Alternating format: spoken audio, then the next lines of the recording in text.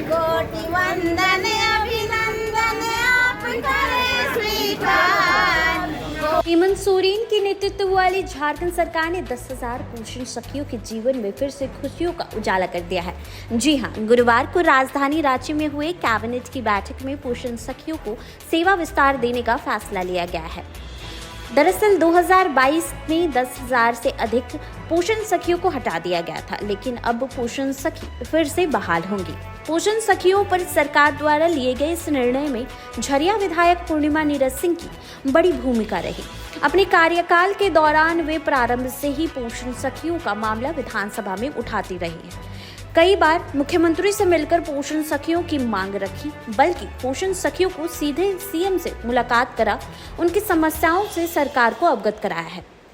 गुरुवार को पोषण सखी की पुनः बहाली के फैसले के बाद पोषण सखी झरिया विधायक पूर्णिमा नीरज सिंह से लिपटकर रोने लगी। इस संबंध में पूर्णिमा नीरज सिंह ने कहा कि ये खुशी के आंसू हैं, ये संघर्ष के आंसू हैं, ये बड़ी जीत है। इस फैसले से केवल पोषण सखी का ही जीवन में उजास फैलेगा, बल्कि इसकी रोशनी से पूरा झारखंड उद्भासित होगा।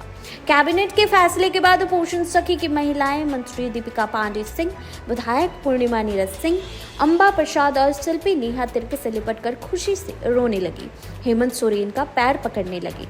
उल्लेखनीय है कि राज्य के आंगनबाड़ी केंद्र में सरकार के द्वारा एक निश्चित अवधि के लिए पोषण सखियों का चयन किया गया था। कुछ वर्ष कार्य करने के बाद सभी का अनुबंध समाप्त हो गया था, जिसके बाद पुनः बहाली की मांग को लेकर राज्य भर की पोषण सखी आंदोलन कर रही थी। कोटि वंदन अभिनंदन आप करे स्वीकार। कोटि कोटि वंदन अभिनंदन आप करे स्वीकार। कैसे करे श्रीमान आपका स्वागत और सत्कार। कैसे करे श्रीमान आपका स्वागत और सत्कार। लीनियन का हुआ हमारा पोषण सखी परिवार। लीनियन आपका हुआ हमारा पोषण सखी परिवार। कैसे करे श्रीमान आपका स्वागत और सत्कार। नहीं, हम लोग का भी नाम है, क्योंकि जिस तरीके से मुझे लगता है सबसे ज़्यादा शिद्दत के साथ अगर हम लोग किसी से जुड़े थे तो पोषण सखी से, क्योंकि पोषण सखी लोग लगातार हमेशा से पहले दिन से जब ये बहाल थी पिछली बार, उस समय भी सबसे पहला प्रश्न जो उठाया था वो विधानसभा में मैंने उठाया था। और उस वक्त उन्होंने कहा था कि मैडम हमें नहीं लगता कि पैसा बढ़ेगा, अभी थोड़ा जल्दी है, लेकिन कम से कम यूनिफॉर्म तो दिलवा दीजिए हम लोगों को।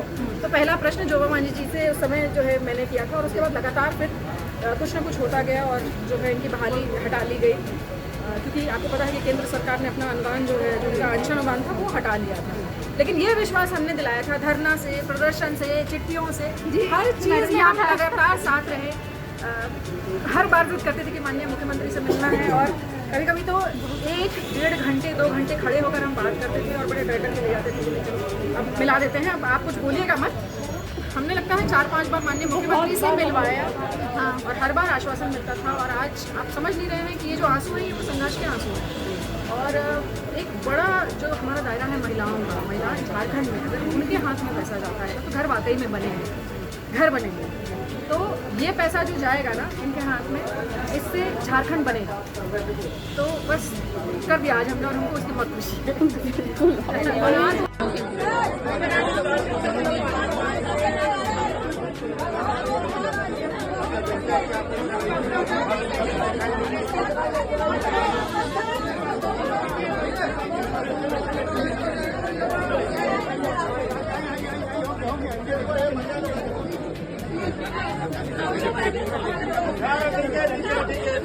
ठीक है, बाद